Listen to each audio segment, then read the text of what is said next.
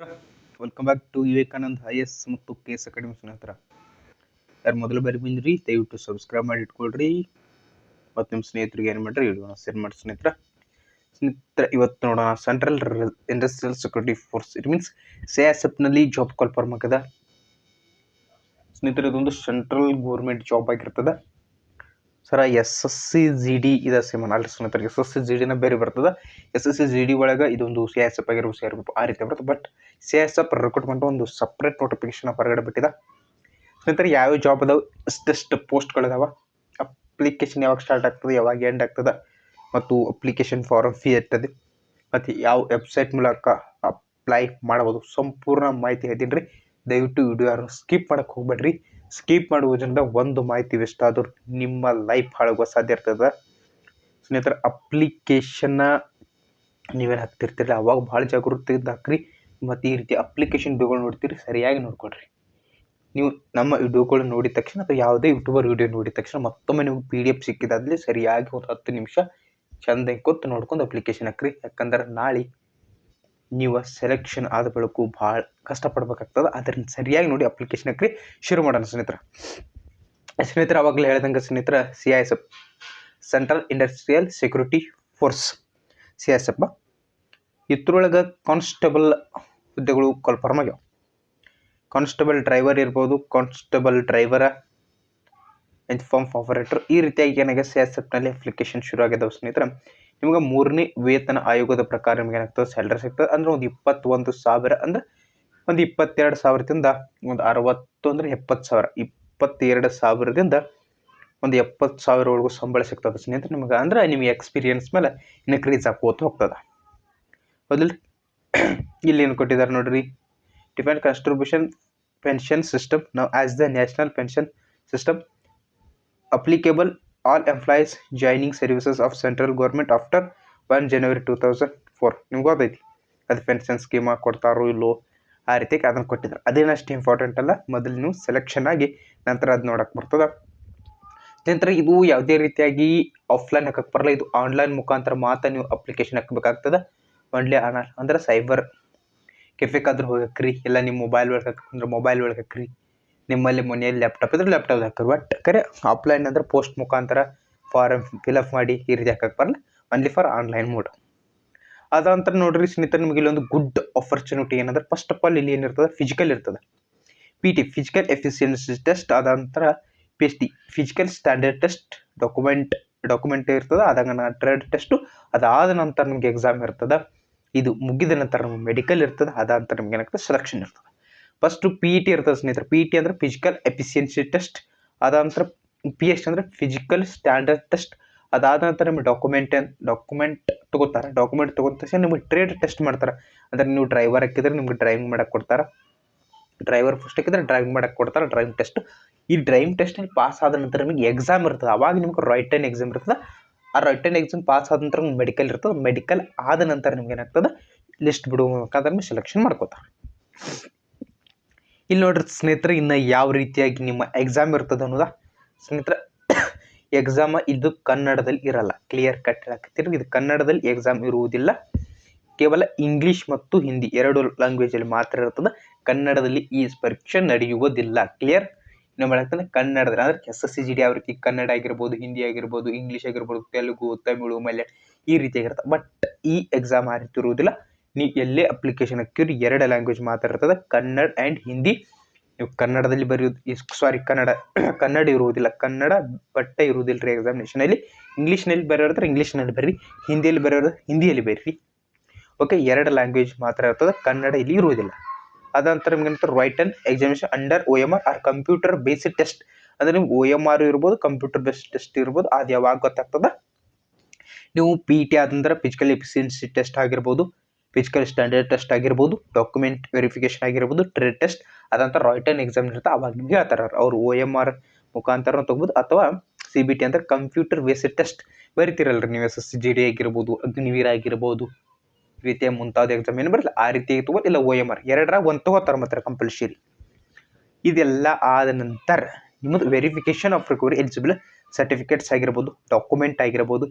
ಅವಾಗ ನಿಮ್ಗೆ original document ಕೇಳ್ತಾರೆ. ಅಂದರೆ SSLC ಒರಿಜಿನಲ್ ಮಾರ್ಕ್ಸ್ ಕಾರ್ಡ್ ಆಗಿರ್ಬೋದು, PUC ಒರಿಜಿನಲ್ ಮಾರ್ಕ್ಸ್ ಕಾರ್ಡ್ ಆಗಿರ್ಬೋದು, ಅಂತ ನೀವೇನಾಗಿರ್ತಿರಲ್ಲ P E T P S T pass ಆಗಿರ್ತಿಲ್ಲ ಅವ್ರು ಒಂದು ಇದನ್ನು ಕೊಟ್ಟಿರ್ತಾರೆ ನಿಮಗೆ ಪಾಸ್ ಆಗಿರಂತ ಅದನ್ನಾಗಿರ್ಬೋದು ಡಾಕ್ಯುಮೆಂಟ್ ಆಗಿರ್ಬೋದು ಟ್ರೆಡ್ ಟೆಸ್ಟ್ ಇಟ್ಟೆಲ್ಲ ಆದ ನಂತರ ನಿಮ್ಮ ಜೀವನ ಜಾಬ್ ಸಿಗ್ತದ ಸೆಲೆಕ್ಷನ್ ಆಗಿ ಡಿ ಜೆ ಹಚ್ಚಿ ಗುಲಾಲ್ ಹಾಕೊಂಡು ಕುಣಿದು ಬಿಡು ಸ್ನೇಹಿತರೆ.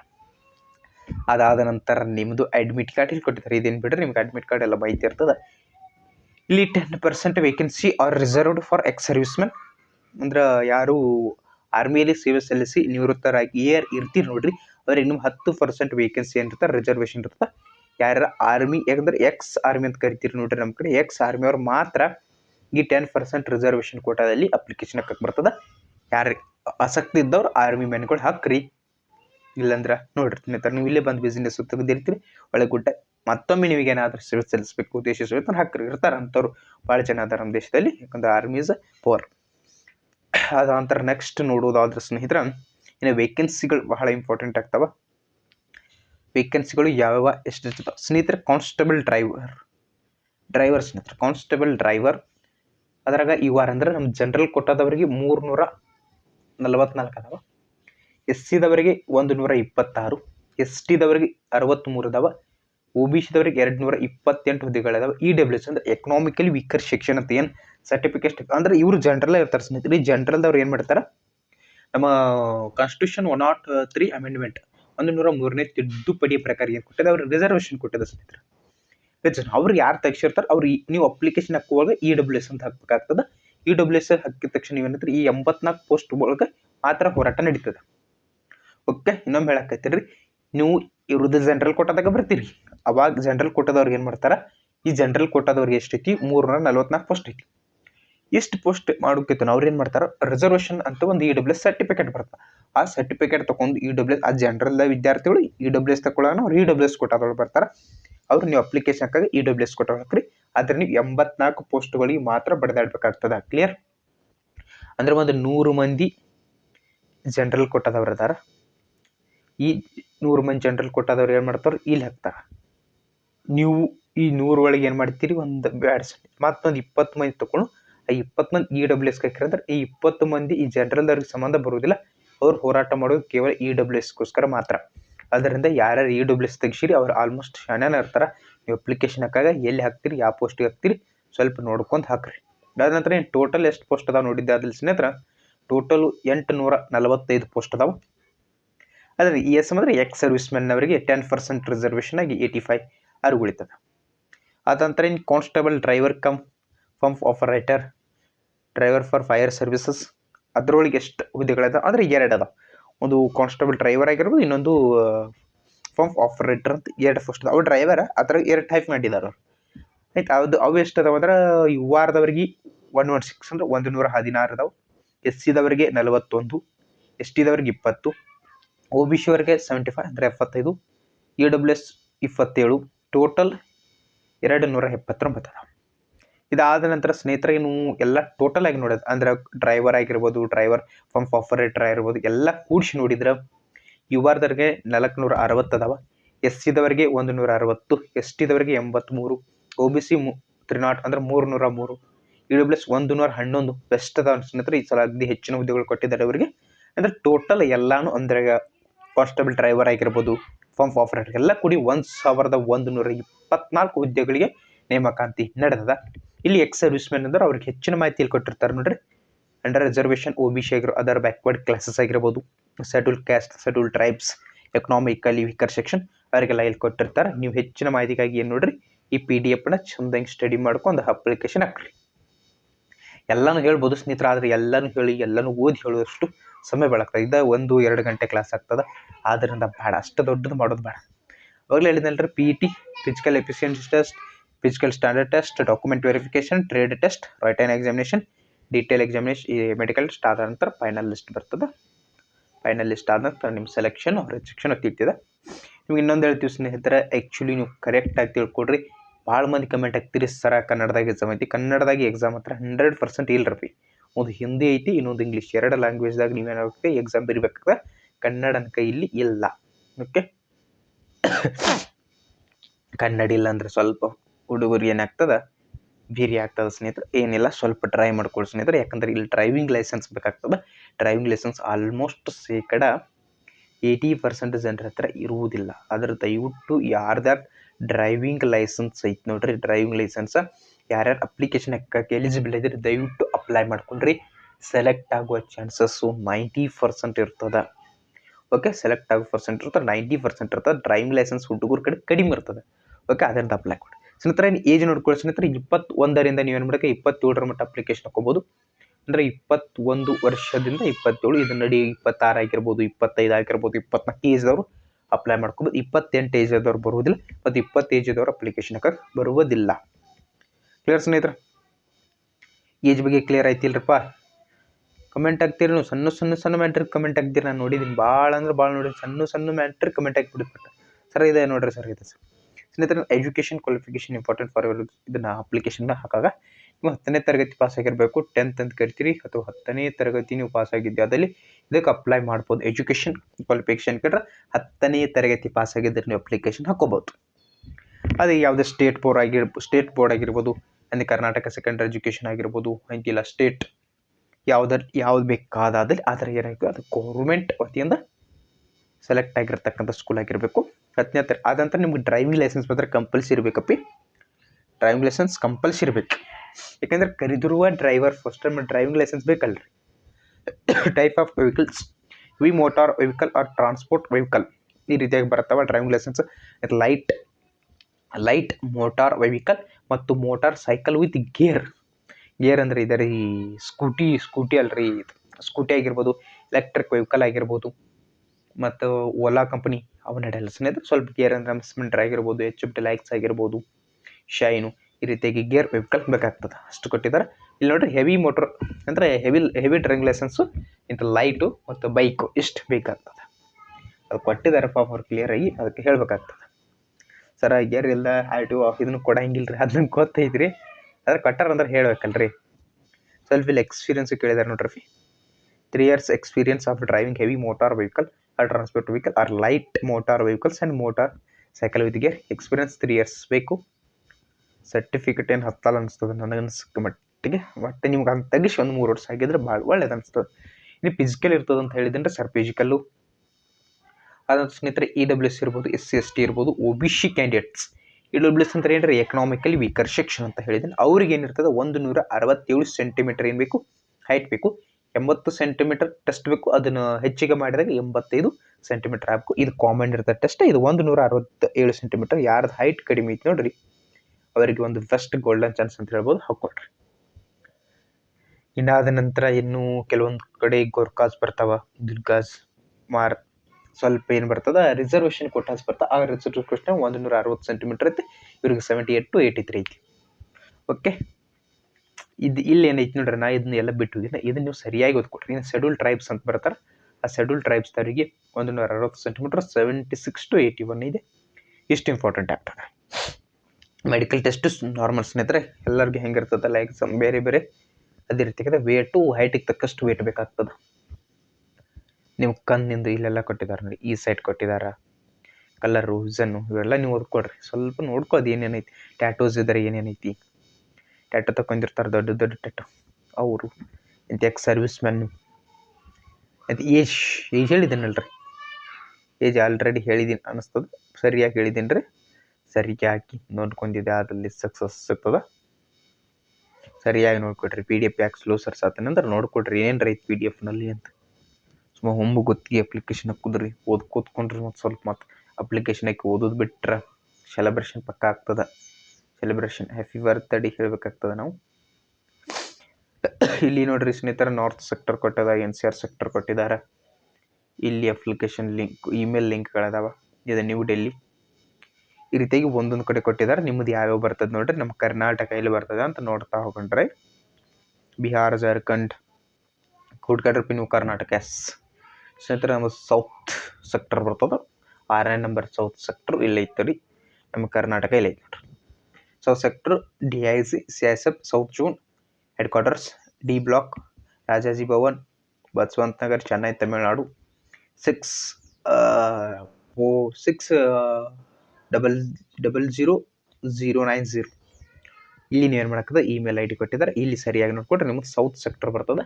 ಸಾಧ್ಯವಾದರೆ ತಮ್ಮ ಕೊಟ್ಟರೆ ಅದೊಂದು ಸ್ಕ್ರೀನ್ಶಾಟ್ ಕೊಟ್ಟರೆ ನಾಳೆ ಅಪ್ಲಿಕೇಶನ್ ಇಂಪಾರ್ಟೆಂಟ್ ಸ್ಕ್ರೀನ್ಶಾಟ್ ಹೊಡ್ಕೊಂಡ್ರೆ ನಿಮ್ಮ ಕರ್ನಾಟಕ ಇಲ್ಲಿ ಐತಿ ನೋಡ್ರಿ, ಕರ್ನಾಟಕ ಇಲ್ಲಿ ಇಟ್ಟು ಸ್ಕ್ರೀನ್ಶಾಟ್ ಹೊಡ್ಕೊಂಡ್ರೆ ನಾಳೆ ಅಪ್ಲಿಕೇಶನ್ಗೆ ಚೆಕ್ ಮಾಡ್ಬೇಕಾಗ್ತದೆ. ಸ್ಕ್ರೀನ್ಶಾಟ್ ಹೊಡ್ಕೊಂಡು ನೆಕ್ಸ್ಟ್ ಹೋಗಣ್ರಿ.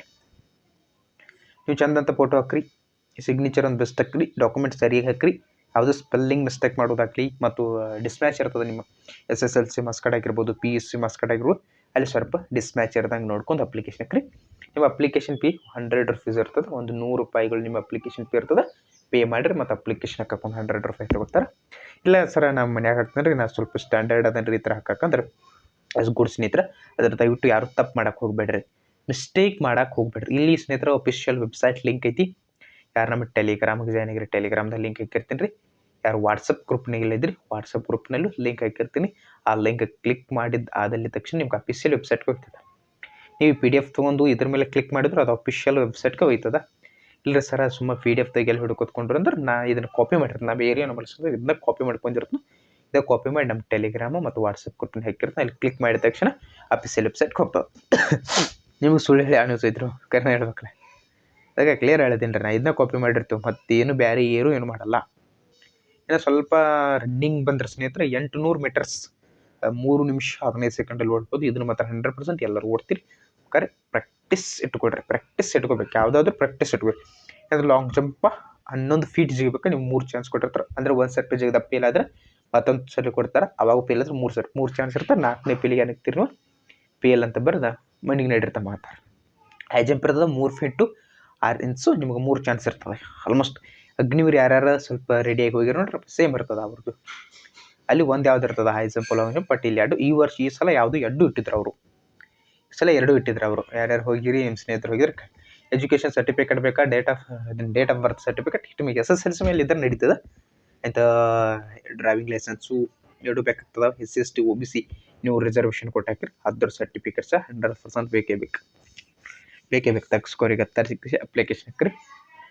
ಟ್ರೇಡ್ ಟೆಸ್ಟ್ ನೋಡಿದ್ದಾದಲ್ಲಿ ಸ್ನೇಹಿತರೆ, ಟ್ರೇಡ್ ಟೆಸ್ಟ್ ಹೇಳಿದ್ನಲ್ಲ, trade test physical standard test ಆಯ್ತು, ಎಲ್ಲ ಅದಕ್ಕೆ ಎಫಿಷಿಯನ್ಸಿ ಟೆಸ್ಟ್ ಆಯ್ತು. ಅದಾದ ತರ್ಬೋದು trade test. Driving test for light vehicle 50 marks ಇರ್ತಾವೆ. ಇದ್ರಾಗ ನೀವು ಕ್ವಾಲಿಫೈ ಆಗಕ್ಕೆ 25 ತೊಗೋಬೇಕು, ಅಂದ್ರೆ ಅರ್ಧ ತೊಗೋಬೇಕಾಗ್ತದೆ. Driving test for heavy vehicle ಅಂದ್ರೆ ದೊಡ್ಡ ಟ್ರಕ್ ಆಗಿರ್ಬೋದು, ಈ ರೀತಿ ಕೊಡ್ತಾರೆ. ಇದ್ರಾಗ 50 ಇರುತ್ತೆ, ನೀವು 25 ತೊಗೋ. ಅಂದರೆ practical knowledge, motor machines ability carry, ಅಂದ್ರೆ ಅದರ ಮೋಟಾರ್ ಬಗ್ಗೆ ಕ್ವಶನ್ ಇರ್ಬೋದು, ರಿಪೇರಿ ಇರ್ಬೋದು, ಈ ರೀತಿಯ ಕ್ವಶನ್ ಕೇಳ್ತಾರೆ. ಅದಕ್ಕೂ 30 ಅಂಕದ ಅರ್ಧ ಅಂದ್ರೆ 15 ಅಂಕಗಳು ತಪ್ಪಬೇಕು. ಟೋಟಲ್ ನಿಮ್ದು ಎಷ್ಟಾಯ್ತು ರೀ? ಇದು 50, 100, 130 ಮಾರ್ಕ್ಸ್ ಆಗ್ತದೆ. ಇದರಲ್ಲಿ 20, 50, 60, 75 ಅಂಕಗಳನ್ನು ತೊಗೊಂಡ್ರೆ ಪಾಸ್ ಆಗ್ತೀರಿ, ಮುಂದೆ ಎಲಿಜಿಬಲ್ ಆಗ್ತೀರಿ. ಓಕೆ, ಎಲಿಜಿಬಲ್ ಆದಂಥ ರೈಟನ್ ಎಕ್ಸಾಮ್ ಇರ್ತದೆ. ರಿಟರ್ನ್ ಎಕ್ಸಾಮ್ ಅದು OMR ನಡಿಬೋದು, ಇಲ್ಲ CBT ನಡಿಬೋದು. 100 ಕ್ವಶನ್ ಇರ್ತದೆ, 100 ಮಾರ್ಕ್ಸ್ ಇರ್ತದೆ. ಅಂದ್ರೆ ಒಂದು ಕ್ವಶನ್ಗೆ 1 ಅಂಕ ಇರ್ತದೆ. ಇಲ್ಲ ಐತೆ ನೋಡ್ರಿ, ಜನರಲ್ ಅವೇರ್ನೆಸ್ ಏನೇನೈತಿ ಸಿಲೆಬಸ್, ಇದೊಂದು ಸ್ಕ್ರೀನ್ಶಾಟ್ ಹೊಡ್ಕೊಡ್ರಿ. ಸ್ಕ್ರೀನ್ಶಾಟ್ ಹೊಡ್ಕೊಂಡ್ಬಿಡ್ರಿ. ಪಾರ್ಟ್ನ ಕ್ಲಿಚಿಂಗ್ ಅದು ಈಗ ಹೊಡ್ಕೊರಿಪ್ಪ. ಯಾಕೆ ಬೇಕಾ ಸುಮ್ಮನೆ ನಾಳೆ ಓದಕ್ಕೆ ಪಾರ್ಟ್ನ ಹುಡುಕಾಡ್ಕೊಂಡಿರೋದೈತಿ. PDF ಪಾರ್ಟ್ನ ಸಿಗ್ತದೆ. Part 1 general awareness 20. Part B general of elements maths simple ಆಗಿ ಮ್ಯಾಥ್ಸ್ 20 ಅಂದ್ರೆ ಇದೇನು ರೀ, ಅಬಿಲಿಟಿ ಟು ಅಬ್ಸರ್ವ್ ಆ್ಯಂಡ್ ಇದು ಇಲ್ಲಿ ಬಿಟ್ನ್ಯಾ analytic aptitude 20. Ability to observe and distance ಇದು 20. ಅದಂತರ ಬೇಸಿಕ್ ನಾಲೆಜ್ ಇಂಗ್ಲೀಷ್ ಅಥವಾ ಹಿಂದಿ ಗ್ರಾಮರ್ 20. ಸಂತರ ಇಲ್ಲಿ GK ಫಸ್ಟ್ಗೆ ಐತೆ ನೋಡ್ರಿ. ಇಲ್ಲಿ GK ಸಂತರ SSC GD ಯಾರು ಟ್ರೈ ಮಾಡತ್ತಾರೆ ನೋಡ್ರಿ. SSC GD RBI group D ಯಾರು ಮಾಡತ್ತಾರೆ ಸೇಮ್ ಸೆಂಟ್ರಲ್ ಗೌರ್ಮೆಂಟ್ ಆಲ್ಮೋಸ್ಟ್ ಎಲ್ಲ ಸೇಮ್ ಇರ್ತದೆ. ಸ್ವಲ್ಪ ಪ್ರಿನ್ಸೆಟ್ ಹೊಡೆದು ಇಟ್ಕೊಡ್ರಿ, ಯಾಕೆ ಹೆಲ್ಪ್ ಆಗ್ತದೆ.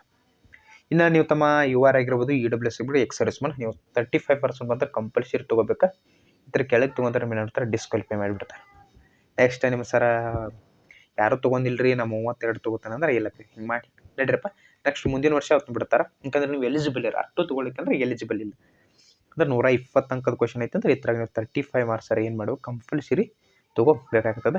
UR ಆಗಿರ್ಬೋದು, EWS ಎಕ್ಸರ್ವಿಸ್ ಮೇಲೆ. ಇನ್ನು SC ST ಆಗಿರ್ಬೋದು ಮತ್ತು OBC ಒಂದು 33 ಅಂದ್ರೆ 33% ತೊಗೋಬೇಕಾಗ್ತದೆ. ಮತ್ತೊಮ್ಮೆ ಸ್ನೇಹಿತರು ಅಫಿಷಿಯಲ್ ವೆಬ್ಸೈಟ್ ಐತಿ, ಲಿಂಕ್ ಹಾಕಿರ್ತಾನೆ. PDF ಆಲ್ರೆಡಿ PDF ಸೆಂಡ್ ಮಾಡೀನಿ. ಸ್ವಲ್ಪ ನೋಡ್ಕೊಳ್ರಿ ನೀವು ಸರಿಯಾಗಿ. ಇಷ್ಟೈತಿ ಇದ್ರ ಬಗ್ಗೆ ಮಾಹಿತಿ. ಇದ್ರ ಬಗ್ಗೆ ಹೆಚ್ಚಿನ ಮಾಹಿತಿ ಮತ್ತೇನು ಇಲ್ಲ. ಎಲ್ಲ ಮೇಲ್ಕೊಟ್ಟ ಮಾಹಿತಿನ ಐತಿ. ಸರಿಯಾಗಿ ನಿಮಗೆ ಕರ್ನಾಟಕದವ್ರು ಸೌತ್ ಜೋನ್ ಬರ್ತದೆ. ಅದಕ್ಕೆ ಸ್ಕ್ರೀನ್ಶಾಟ್ ಹೊಡ್ಕೊ ಅಂತೇಳಿ ನೀವು ನೋಡ್ಕೊಂಡ್ರೆ ಹಾಕ್ರಿ. ಸುಮ್ಮ ಕಡೆ ಎಲ್ಲರೂ ಬೇರೆ ಹಾಕೊಂಡು ಕೂತ ಆ ಕಡೆ ಜಾಬಿಗೆ ಹೋಗೋಕ್ಕೂ ಬರಲ್ಲ ಬಿಡಕ್ಕೆ ಬರಲ್ಲ ಹಂಗೆ ಮಾಡ್ಕೊಳಕ್ಕೆ ಹೋಗ್ಬೇಡ್ರಿ. ಸ್ವಲ್ಪ ಸರಿಯಾಗಿ ನೋಡ್ಕೊಂಡು ಹಾಕ್ಕೊಳ್ರಿ. ಇಷ್ಟೇನೈತಿ ಸ್ವಲ್ಪ ಡ್ರೈವರ್ ಆಗಿ ಮತ್ತು ಡ್ರೈವರ್ ಫಾರ್ಮ್ ಆಪರೇಟರ್ ಮಾಹಿತಿ ಐತಿ. ಸಂಪೂರ್ಣವಾದ ಮಾಹಿತಿ ನೀಡಿ ಅನ್ನಿಸ್ತದೆ ನಾನು ಅನ್ಸೋ ಮಟ್ಟಿಗೆ. ಎಷ್ಟು ಚಂದ ಮಾಹಿತಿನ ಯಾವುದೂ ನೀಡಲಾಗಿ ನೀವು ಅದರಿಂದ ನೀಡಿನ ಚಂದಂಗೆ. ಅದರಿಂದ ದಯವಿಟ್ಟು ಯಾರು ಮೊದಲ ಬಾರಿಗೆ ನೋಡಕತ್ತಿರಪಿ ಒಂದು ಲೈಕ್ ಕೊಡೋದು ಮರಿಬೇಡ್ರಿ, ಸಬ್ಸ್ಕ್ರೈಬ್ ಮಾಡೋದು ಮರಿಬೇಡ್ರಿ. ನಿಮಗೆ ಏನೋ ಡೌಟ್ ಇದ್ರೆ ಕಮೆಂಟ್ ಹಾಕ್ರಿ. ಮತ್ತು ನಿಮ್ಮ ಸ್ನೇಹಿತರು ಯಾರು ಇರ್ತಾರೆ ಪಾಪ ಅವ್ರಿಗೂ ಶೇರ್ ಮಾಡಿರಿ. ಏನಿಲ್ಲಪ್ಪ ದಯವಿಟ್ಟು ವಿಡಿಯೋಗಳನ್ನ ಶೇರ್ ಮಾಡ್ಕೊತ ಬರ್ರಿ. ಯಾಕಂತಂದ್ರೆ ನಿಮ್ಮ ಸ್ನೇಹಿತರಿಗೆ ನೀವು ಶೇರ್ ಮಾಡಿದ್ರೆ ನಿಮ್ಗೆ ಅವ್ರೊಂದು ಒಳ್ಳೆ ಬೆಸ್ಟ್ ನಾಲೆಜ್ ಕೊಡ್ತಾರೆ. ದಯವಿಟ್ಟು ಶೇರ್ ಮಾಡಿರಿ. ಎಲ್ಲರೂ ಸೇರಿ ಬೆಳೀರಿ, ಶಾಪ್ ಇಡ್ರಿ. ನಿಮ್ಮ ಊರಾಗಿರ್ಬೋದು, ನಿಮ್ಮ ಮನೆ ಯಾವುದು ಬೆಳತ್ತಿರ್ತೀವಿ ಅದು ಬಿಟ್ಟು ಫಾಲ್ತು ಏನ್ರ ಮಾಡ್ಕೊತ ಫಾಲ್ತುನಾಗಿ ಹೋಗೋ ಜೀವನ ವಯಸ್ಸು ಹೊಂಟ ನೀವು ಬಿ. ಅದಕ್ಕಿಂತ ಅಪ್ಲಿಕೇಶನ್ ಈ ವರ್ಷನಕ್ಕೆ ಶುರು ಮಾಡೇನಾಗತ್ತದ. ಅಪ್ಲಿಕೇಶನ್ ಮೇಲೆ ಅಪ್ಲಿಕೇಶನ್ ಬರ್ತಾವೆ, ಅಪ್ಲೈ ಮಾಡಿರಿ, ಓದ್ರಿ. ಮತ್ತು ನೆಕ್ಸ್ಟ್ ಡಲ್ ಬಟನ್ ಅಲ್ಲಿವರೆಗೆಲ್ಲರಿಗೂ ಬೈ ಬಾಯ್.